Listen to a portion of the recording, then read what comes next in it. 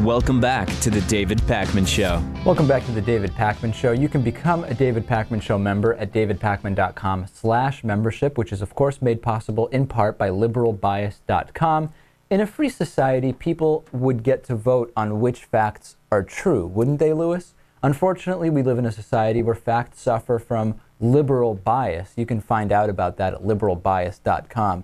It is sad that facts have such a liberal bias. I know conservatives hate it.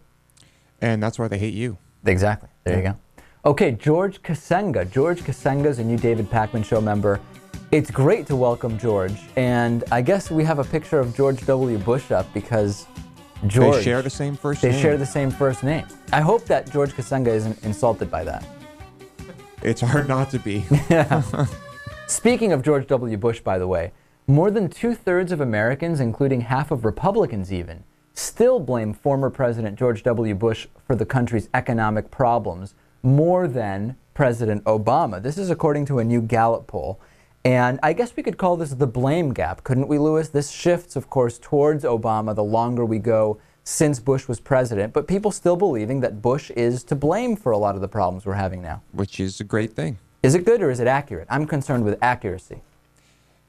Well, yeah, both. Oh, okay. Right? Well, let's look at the numbers. When Gallup first asked Americans in July 2009 who they blamed for the poor economy, 80% put a great deal or a moderate amount of blame on Bush and only 32% of Obama. So currently it's down to 68% for Bush and 52% for Obama. Still more for George W. Bush, although it is shifting towards President Obama, as is understandable the more time goes. Okay. All right. Let's look at independents because they can often make the difference in elections. 51% of independents assign Obama a great or moderate amount of blame. 47% say he deserves not much or no blame at all. Meanwhile, 67% say Bush bears a great deal or a moderate amount of the fault. So even among independents, we're seeing more still blaming George W. Bush for the economy. And let's be honest, the damage George W. Bush did in 8 years is very significant, and only some of that can be undone by 3 years of Barack Obama, I would say.